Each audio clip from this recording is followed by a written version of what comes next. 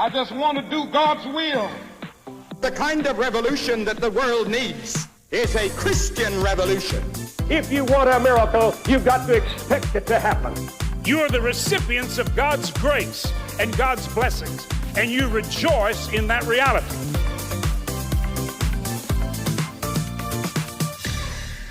Welcome to Life Today Live. You know, the Republican National Convention wrapped up their convention last night, and President Trump spoke. Former President Trump spoke for the first time since the assassination attempt. And so we pretty much know what we have on one side as an option coming up this fall. The Democrats' convention is in August, and though there is uncertainty as to who the candidate or candidates will be, the one thing they have telegraphed is that they intend to make abortion possibly their top issue, but definitely a central issue. They've talked about codifying Roe, and that is a little bit masking what they're trying to do.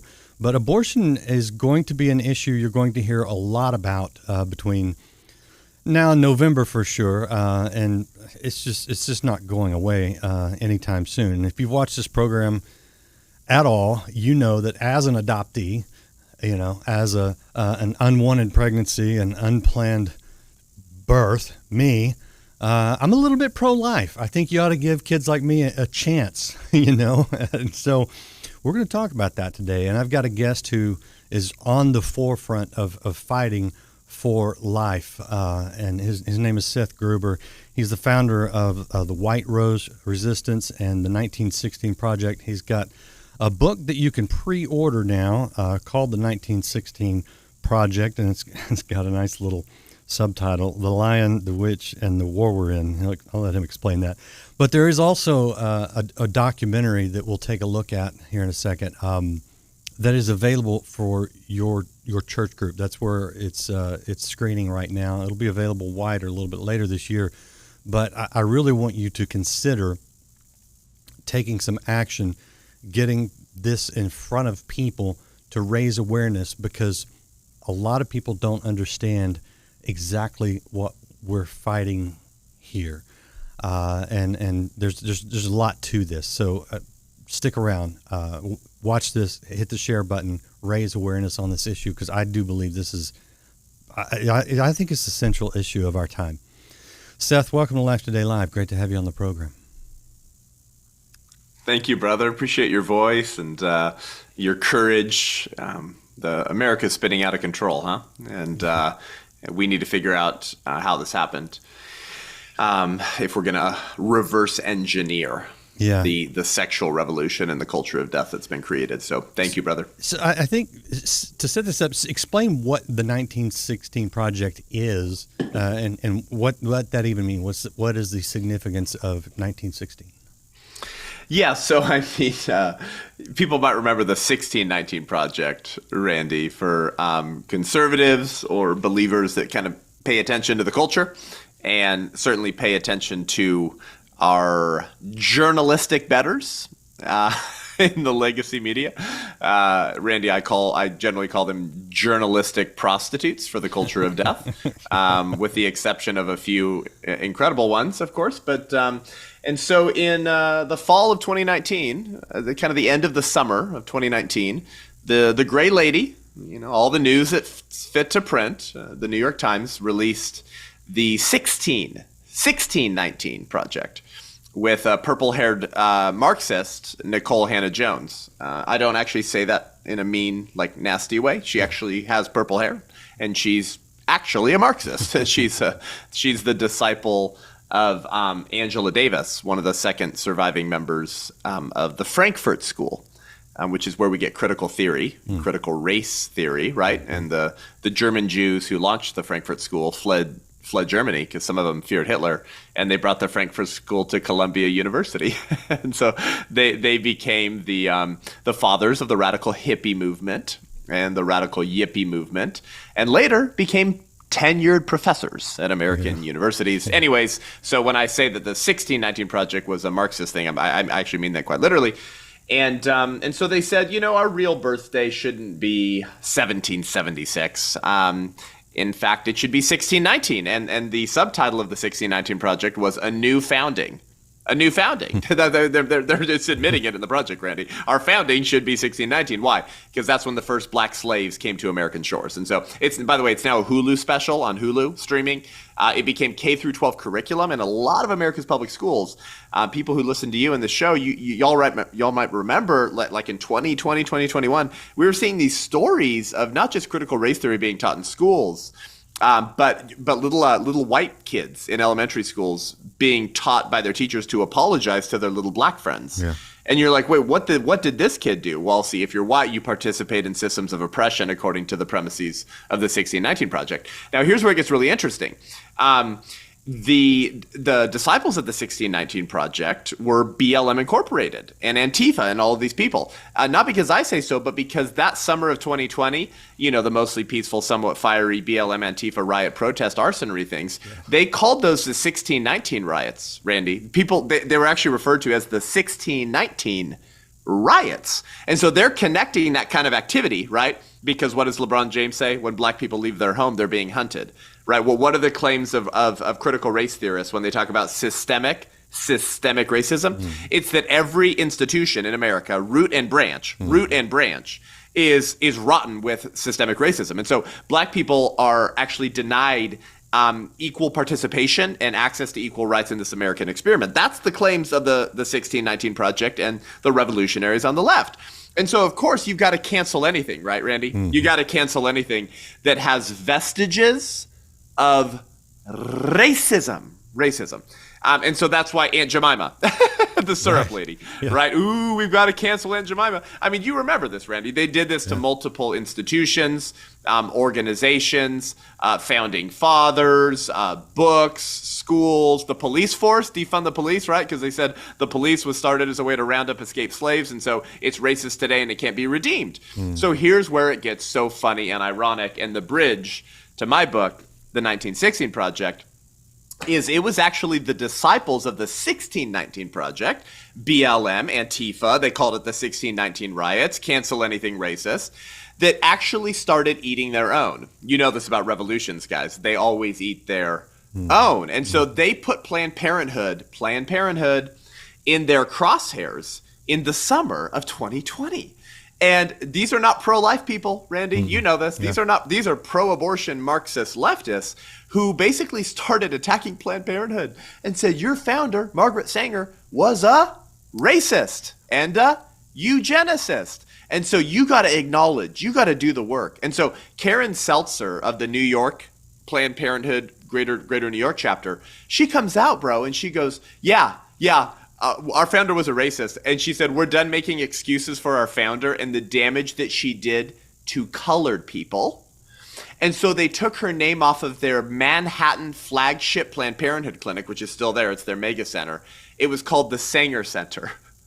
They took her name off the building, Randy. They renamed it. They canceled her. And we're supposed to go about like nothing happened. So it's not the 1619 Project that explains our current out of control, allegedly systemically racist culture today. It's the 1916 Project, the year that Margaret Sanger opened her first clinic that turned into the billion-dollar organization that we know today as Planned Parenthood.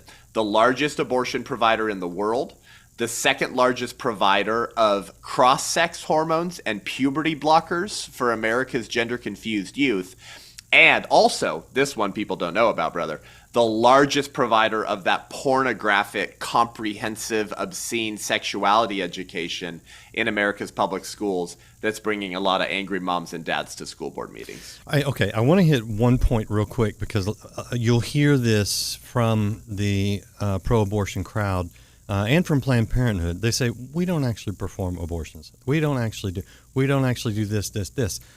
How do they make that statement and what you say still be true? Because I know it is. Oh, yeah. I mean, they're just lying. I mean, it turns out that people who murder children, Randy, their consciences aren't that troubled by lies. It's a very interesting, sort of fascinating aspect and observation of human nature. Murder tends to sort of harden the heart, and lying is not that big of a deal. Planned Parenthood has claimed for years, Randy, that they do pap smears and breast exams. Right. Do you want to know how many pap smears and breast exams Planned Parenthood did in the last year? That would be zero. That's right, zero. And yet Cecile Richards, who actually later co-founded a group with the co-founders of BLM, which is interesting. But when Cecile Richards was the president of Planned Parenthood, she would say things like this.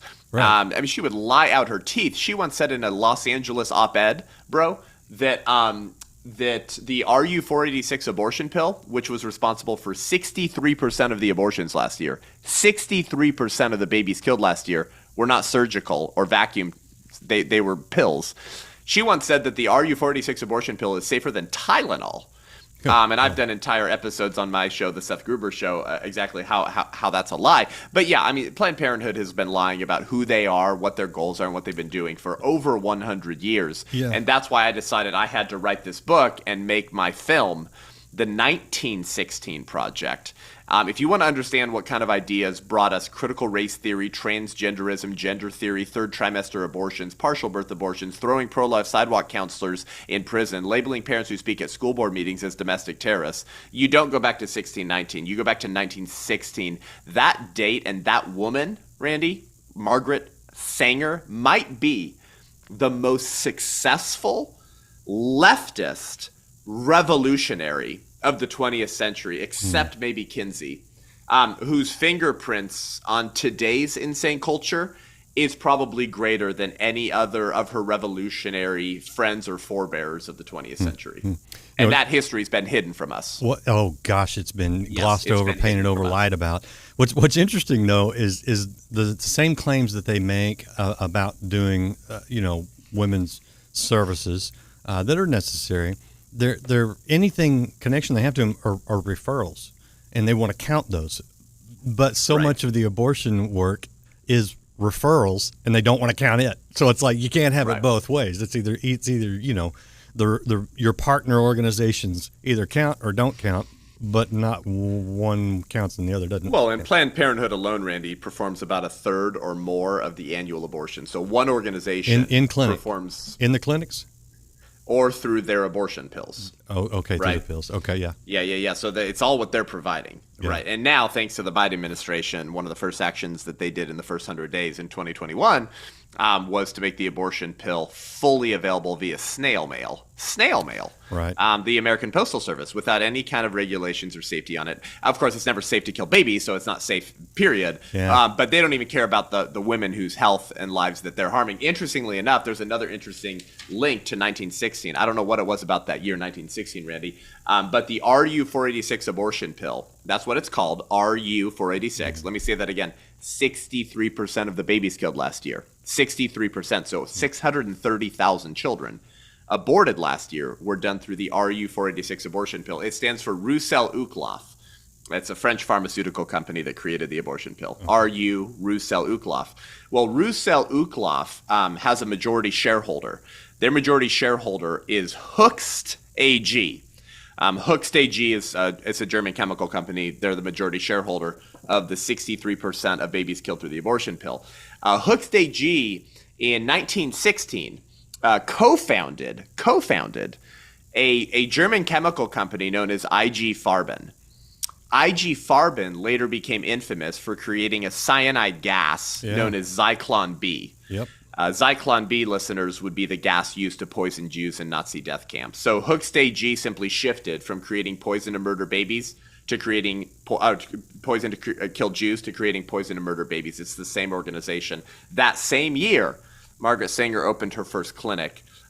We have been lied to about the sexual revolution, the culture of death, and the revolutionaries who architected and worked for decades to create the culture that we're so freaked out about and concerned about in America now.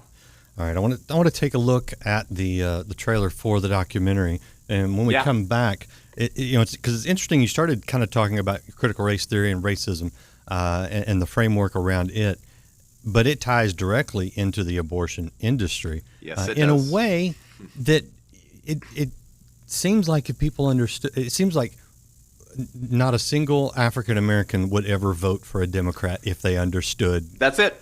That's it. Right? So play this trailer, and then we will talk about the Negro Project of Planned Parenthood. That's what they called it, and the anti-black racism that's still present in that organization. Oh, yeah. Oh, and it gets ugly. All right. This is the 1916 Project, which you can bring to your church or organization right now, and we'll tell you how to do that right after this. But check this out. What Christians often don't understand in the culture wars and in the fight for life is that abortion is not just one issue among many. Abortion is almost the linchpin upon which the liberal establishment swings. But what happens when you pull out a linchpin? The door falls off.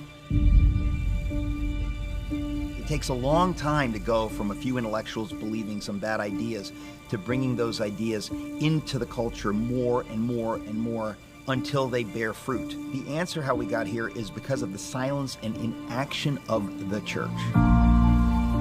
Somebody might say, well, Margaret Sanger, she didn't quite know exactly what she was doing. Well, first of all, you're speaking from ignorance because she wrote about herself and she wrote what her plans were, so much so that she, impressed Adolf Hitler. How do you impress Hitler? My father walks up to me wearing a BLM shirt, and he says to me, why are you out here fighting a white man's issue?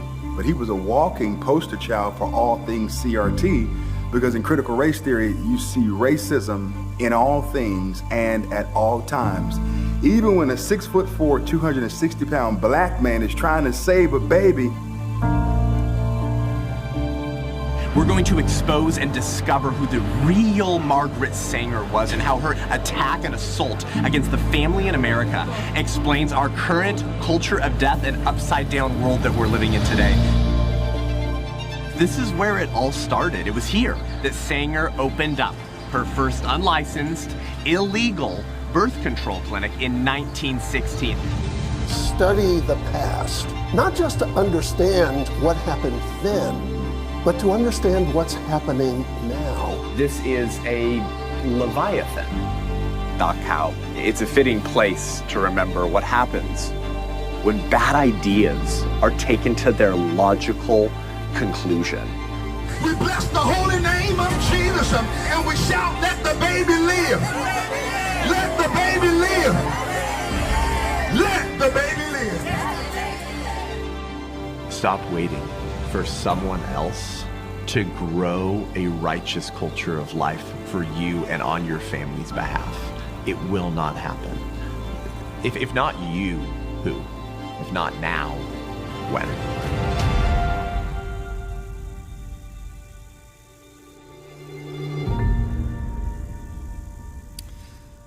All right, that is the 1916 Project. It is available for you to screen in your church or other group, and Seth Gruber is the man behind that.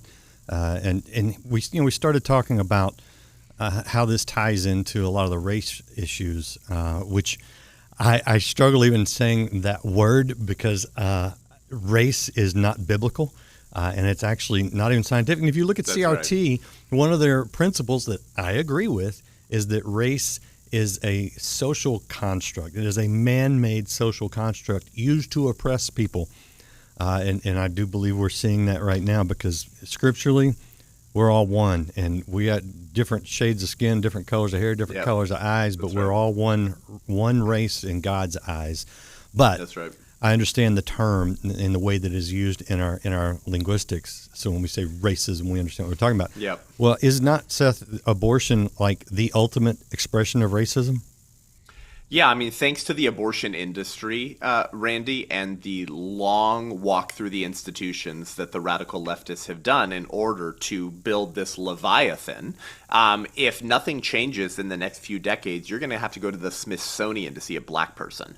And I'm hardly overstating that. Black America has been under replacement rate and has been decreasing in their representation in the country for many, many, many, many years. And that's due in large part to the targeting of Black America through the abortion industry.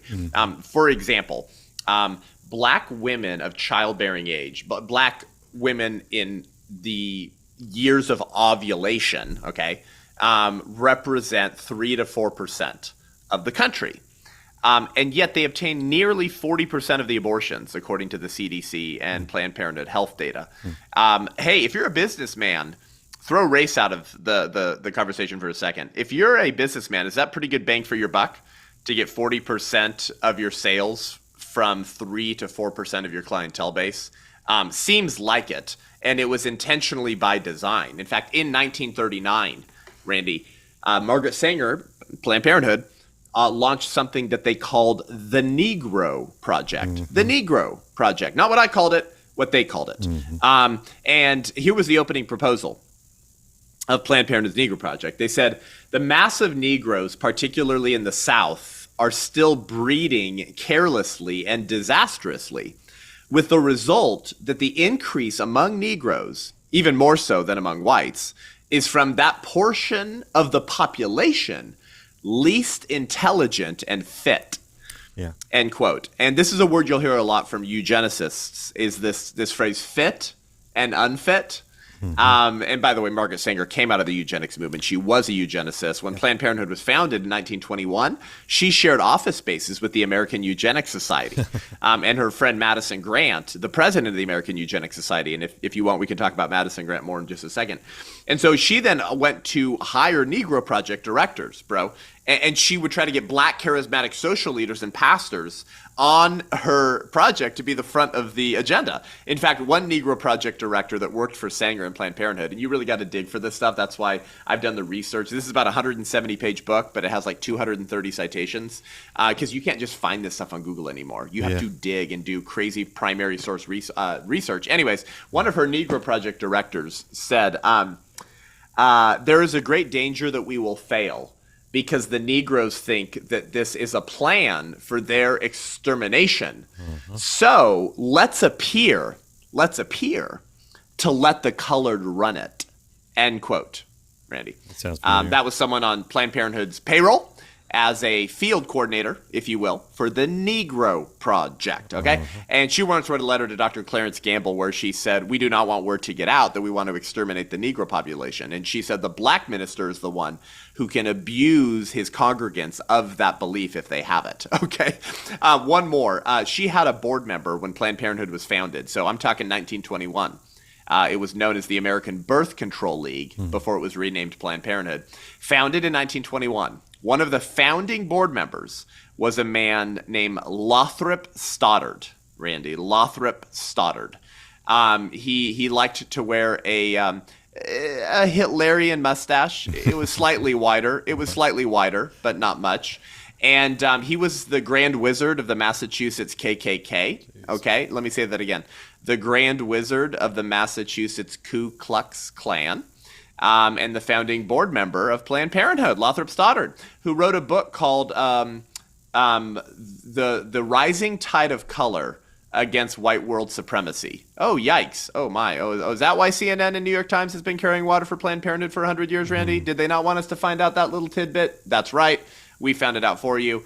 And he also wrote another book called The Revolt Against Civilization, The Menace of the Underman. Okay, like Dennis the Menace, like that word, like the menace of the underman. And you go, well, wait a second, who's the underman, Randy? Planned Parenthood, who's the underman, and why are they a menace? Well, he meant the unfit, the people that the eugenicists defined as unfit. So that largely included a lot of blacks, Slavs, Italians, and Jews, immigrants, and then also a lot of mentally and physically disabled people, Randy. Right. Lothrop Stoddard's book, I have it here, bro. Oh, I've only shown this on about one or two other shows. Wow. This is the German edition, the German translated edition of his book, The Revolt Against Civilization, The Menace of the Underman. Do you see that last word there? Underman. It looks like it says Untermenschen. Untermenschen is how the Germans translated his English book, The Menace of the Underman. There it is, Lothrop Stoddard.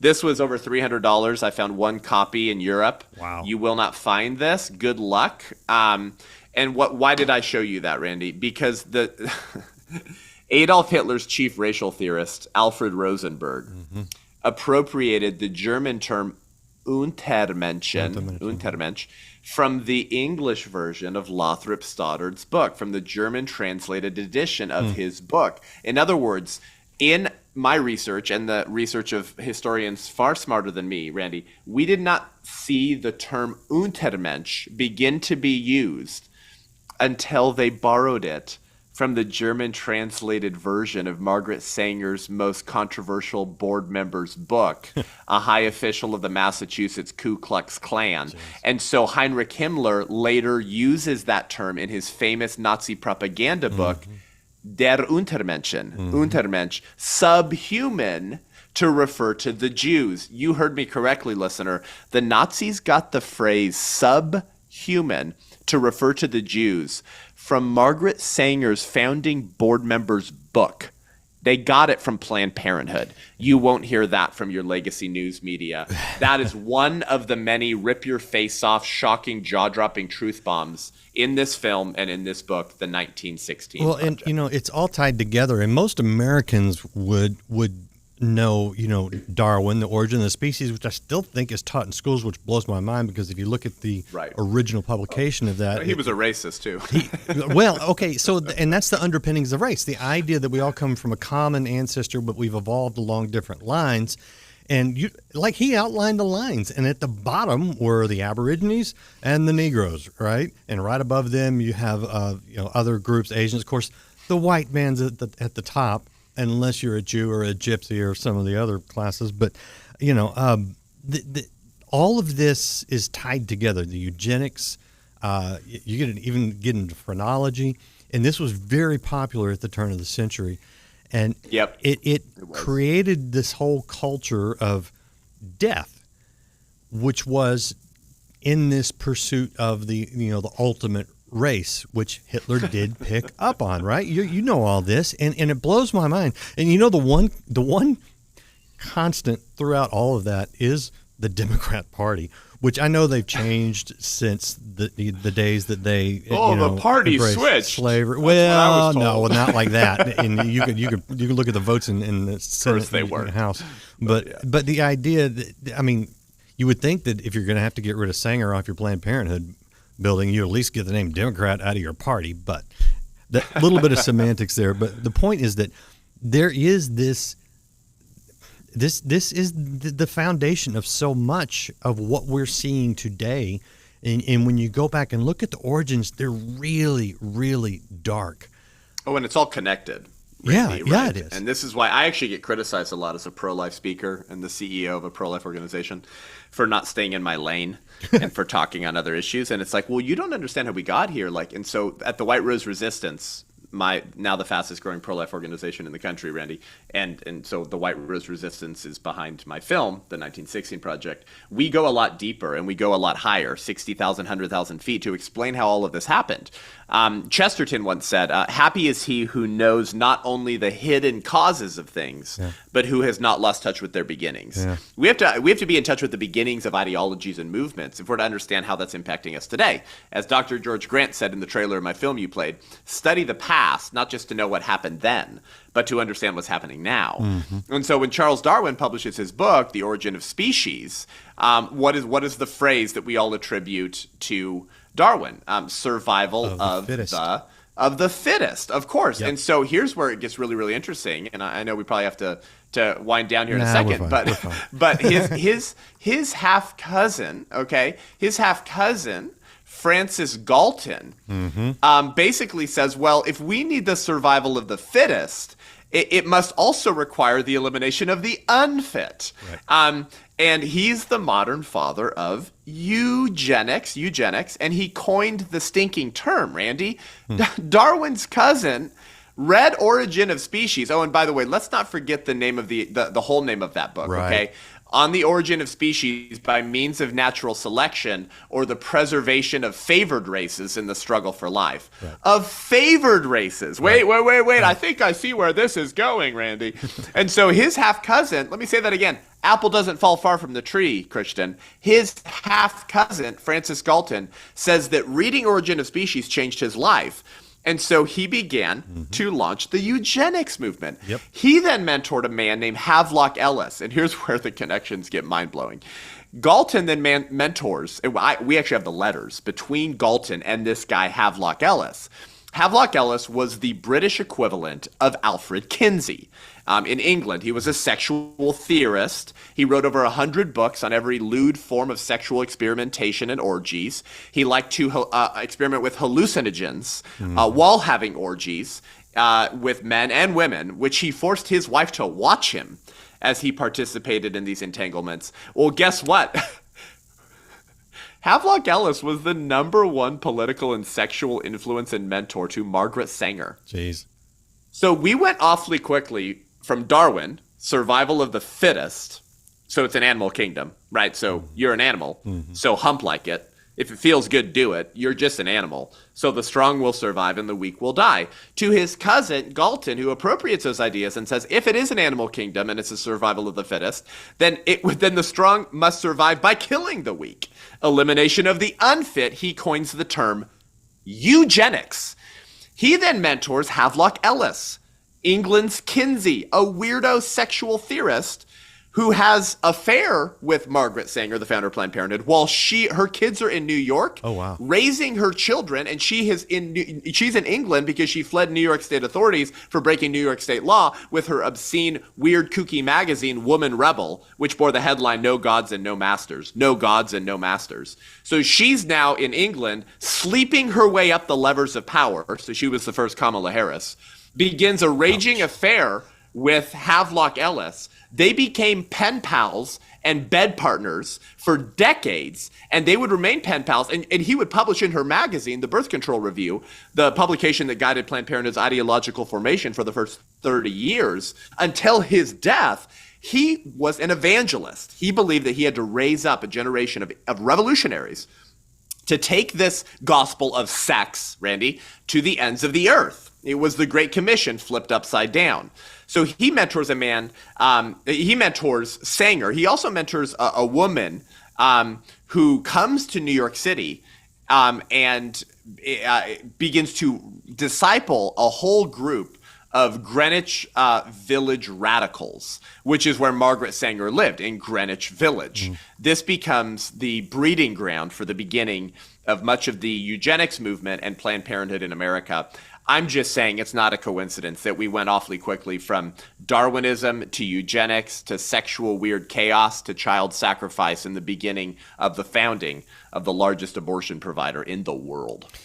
Yeah, the history, it really, once you get into it, it's undeniable, but it's mind-blowing in a lot of ways. And so, I mean, here's I think the question a lot of people do have, because you go, okay, well, I mean, that's, we're 80 to 100 years out from all that. Times have changed. People have changed. How does this affect us today? And I guess part of my question is, with all the scientific advances we've had, sonograms, having children born in the second trimester, and obviously with assistance in the hospital, surviving on a pretty routine basis. And just our understanding of the development of a fetus, which is a human. It's just a stage of humanity, right? How do we still have this idea that a woman's right to choose includes whether someone lives or dies, and that the fetus is really not a human yet? It's just unformed cells when it has a heartbeat and brainwaves and sucks its thumb and all these kinds of things. How do these things, these facts that we have in the 2024, they don't line up with the view that half the country seems to have? How do we reconcile that? Yeah, so Anthony Breitbart had the famous line that politics is downstream of culture, and that's true. Politics is downstream of culture. That your kind of culture is going to dictate the kind of humans that live in that culture and the ideas they imbibe, and that naturally gets reflected in policy, right? Personnel is policy. But it's also a two-way street. Politics, culture rather, is also downstream of politics. They affect one another, right? What's a great example of this? Roe v. Wade, actually. Yeah. So the annual number of abortions in 1970, 1969, Randy, the average number, the median, was about 90,000. So what were the annual totals of abortions, of babies being killed through abortion, 2-3 years after Roe v. Wade? So I'm talking 1975, 1976. 1.5 million. Jeez. Now, is that an example of how politics is downstream of culture? No, that's an example of how culture is downstream of politics. The laws changed, okay? And that impacted the culture. It's a two-way street. These things impact one another. It's very important for us to understand that. Aristotle said statecraft is soulcraft. Statecraft is soulcraft. So we can't discount the culture, right? Films, storytelling, preaching, gospel, education, schools, discipleship. This is part of culture building. That's very, very, very important. It might be the more important battle long term, but you can't discount the fact that politics impacts culture as well. What's the answer to your question? Margaret Sanger worked relentlessly to attack both fronts, to change the culture, but she didn't wait for the culture to be on board with her revolutionary agenda. They worked relentlessly to put their people in positions of power, and they used compassion. They used mercy, or the appearance of mercy, to pose as the benefactors of the people, to win the hearts and minds of the people. And you see this with the left and the Democrat Party today, right? They always say, like, well, black women die more in childbirth. And so Republicans are racist because they're trying to ban abortion, and black women need abortions more. And so it's the Republicans that are racist, and we're the ones with compassionate, merciful hearts for black America. And so they use mercy and pretend to be the benefactors of the people. And this has been a well understood strategy, by the way, with radical leftists from Stalin to communist Russia. One of Stalin's henchmen, Vladimir Karchov, in 1923 and 1924. Banned all charitable activities in Soviet Russia. So religious-run hospitals, food banks, counseling services, anything that was a threat to the state winning the hearts of the people.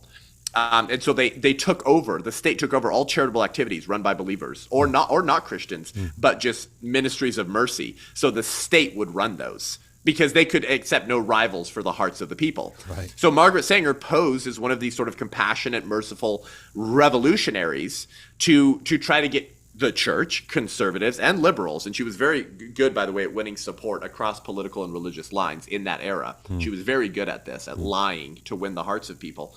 And we stood by and did nothing because of the fundamentalist modernist crisis, where the Christians were arguing about doctrine. Right. The fundamentalists stuck to their, orthodox commitment to theological principles and the scripture. And the modernists became just progressives, the progressive Christians, syncretists, and abandoned anything resembling respect for the word of God. And fundamentalists, I think, were kind of navel-gazing as the world burns, if I can say that, Randy. Yeah, sure. So focused on their piety and their careful handling of the word of God that they weren't doing anything to engage the culture with the full counsel of God. We worship the way, the truth, and the life. Are we going to stand for truth in a culture that needs the prophetic voice of the church? Somewhere around 100 years ago, Randy, the church said, we're in the business of saving souls, not in building culture and standing against darkness and evil. Right. And so what happened? We allowed the Sangers and her ilk to be more effective at the Great Commission upside down, at discipling the next generation with paganism, than we were to take this to the ends of the earth for pure and undefiled religion. And now Americans are waking up post-2020, Randy, and they're going, how did this happen? What happened to my culture? Right. Well, it didn't happen suddenly. It happened gradually. Yeah. And now the dam is breaking open, and we're wondering how we reverse all of this madness. This is my small attempt with a book and a film to avoid the warning of Hosea 4:6, when God tells his people, my people are being destroyed for lack of knowledge. There's a wealth of knowledge in the resources that Seth has put together. You can pre-order the 1916 Project book, and you can get it wherever you get books, but we're going to point you to the 1916project.com, which will better support the organization. And you might have to wait a couple more days on shipping or something, but it's well worth it. The book comes out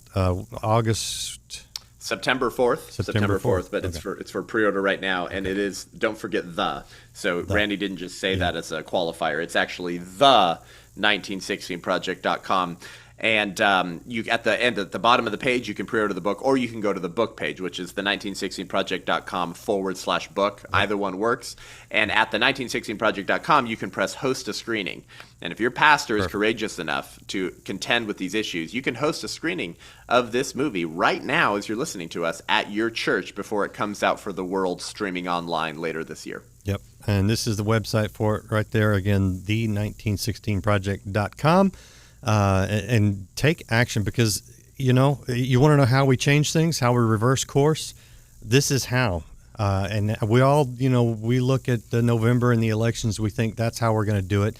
And you should vote in the election. But let me tell you, the place you're going to have more impact, frankly, are in a lot of the local races, the state races. So you need to really know what you're voting for, not just whether you're voting for Trump or whoever they get to replace Biden, or Biden if he stays in it. I don't know. But do that. Right. But then even more impactful to your community is to get this film into your church. Frankly, would be the best place to do it, unless you have another organization that can host this kind of thing. And here's what we're doing with this book and film, Randy. These screenings around the country are launching a movement. We're actually screening this internationally. We're getting requests from South America, Ireland, Australia, New Zealand. And so we're working on a translation of the book as well. But we're building a movement here. We're now launching White Rose Resistance chapters around the country. That's the name of my ministry, the White Rose Resistance. Getting the church engaged with regional coordinators, showing the church what Christian resistance looks like if we're going to reverse this culture. Leading to a big event next June. This is June 2025, okay? It's called The Last Stand. And you don't have this information, Randy, because we're just starting to share it. And it's thelaststand.com, thelaststand.com. We are in a season of The Last Stand, Randy. That's why. I don't know if that's a season of 10 months, 2 years, or a decade. But the point is we all sense we're in a season of The Last Stand. This feels like the showdown between Elijah and the prophets of Baal again. That someone's religion and someone's ideology and worldview is going to win. And it needs to be the one that will protect children, protect babies, rebuild the family, and give God a reason to show America mercy. So we're doing an event June 21st, 2025 in Southern California. You can sign up to remain informed. We're going to be releasing speakers soon. 10 to 15,000 people.